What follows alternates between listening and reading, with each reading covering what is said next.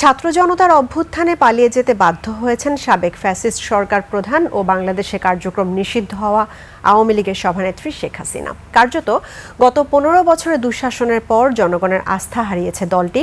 তাই দলটির নেতৃত্ব পরিবর্তনের ছক কষে নতুন করে শুরু করতে চাইছে আওয়ামী লীগ। গুঞ্জন উঠেছে ভারতের কংগ্রেসের রাহুল প্রিয়াঙ্কা মডেলের মতো করে এগোতে চাচ্ছে দলটি। এমন তথ্য উঠে এসেছে বিবিসির প্রতিবেদনে। তবে জয় পুতুল কেউই বাংলাদেশের রাজনীতিতে সক্রিয় নন এবং দুজনেরই রয়েছে বিদেশি নাগরিকত্ব। তাদের বিরুদ্ধেও রয়েছে একাধিক মামলা। বিস্তারিত নাইম আহমেদের ডেস্ক রিপোর্টে। লিলি বিউটি সোপ, যার অ্যান্টি এজিং গুণ তারুণ্য ধরে রেখে ত্বকে করে উজ্জ্বল। তারুণ্যময় উজ্জ্বল ত্বকের জন্য। 1981 সাল থেকে আওয়ামী লীগের সভানেত্রীর দায়িত্ব পালন করছেন শেখ হাসিনা। সে নিজেও রাজনীতিতে শেখ মুজিবুর রহমানের রাজনৈতিক উত্তরাধিকারী হিসেবে আওয়ামী লীগের নেতৃত্ব গ্রহণ করেন। এত বছর দলের পরবর্তী নেতৃত্ব নির্ধারণ না করায় বর্তমানে দলের নীতি নির্ধারণের দেখা দিয়েছে দুর্বলতা ও শূন্যতা। গত 15 বছরের অন্যায়, অত্যাচার ও দুঃশাসনের জনরোষে ছাত্র জনতার আন্দোলনের মধ্য দিয়ে দেশ ছেড়ে ভারতে পালিয়ে যায় শেখ হাসিনা সহ আওয়ামী লীগের হেভিওয়েট নেতাকর্মীরা। বাংলাদেশের জনগণের প্রত্যাখ্যান ও দাবির মুখে দলটির কার্যক্রমে নিষেধাজ্ঞা দেয় অন্তর্বর্তী সরকার। তবে ভারতে থেকে এখনো দেশে বিভিন্ন কার্যক্রমের পরিকল্পনা ও অপতৎপরতা চালানোর চেষ্টা চালাচ্ছে দলটি।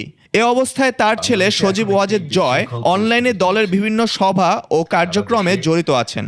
এছাড়াও কলকাতায় পার্টি অফিস ও সিআরআই এর প্রতিষ্ঠান চালু করে সামাজিক মাধ্যমে গুজব ছড়ানো ও বৈঠক করছে দলটি কংগ্রেসের রাহুল ও প্রিয়াঙ্কা গান্ধীর মডেল অনুসরণ করে পরবর্তী নেতৃত্ব তৈরি করতে চাইছে। সোনিয়া গান্ধী মূল নেতৃত্ব থেকে কিছুটা দূরে থাকলেও তার ছেলে রাহুল গান্ধী সামনে থেকে দলকে নেতৃত্ব দিচ্ছেন এবং মেয়ে প্রিয়াঙ্কা গান্ধী তাকে সহযোগিতা করছেন। শেখ হাসিনা তার ছেলেমেয়ের ক্ষেত্রেও এই ধরনের ফর্মুলা প্রয়োগ করতে চাইছেন। মূলত কংগ্রেস ভারতের প্রধান বিরোধী দল ও তারা আওয়ামী লীগের মতো দেশ থেকে বিতাড়িত দল নয়। এছাড়াও সোনিয়া গান্ধীর ছেলে ও মেয়ে দুইজন স্বচ্ছ ইমেজ নিয়ে রাজনীতিতে এসেছেন। অন্যদিকে আওয়ামী লীগ বাংলাদেশ থেকে বিতাড়িত ও জনগণ এই দলের ওপর আস্থা হারিয়ে ফেলেছে। 15 বছরের নির্যাতন ও জুলুমের এই দলকে চায় না দেশের জনগণ।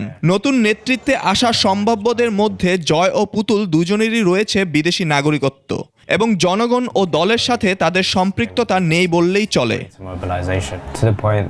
শেখ হাসিনা প্রধানমন্ত্রী থাকাকালীন তথ্য প্রযুক্তি উপদেষ্টা হিসেবে দায়িত্বে ছিলেন সজীব ওয়াজেদ জয়। তাদের দুইজনের বিরুদ্ধেই রয়েছে একাধিক দুর্নীতির মামলা।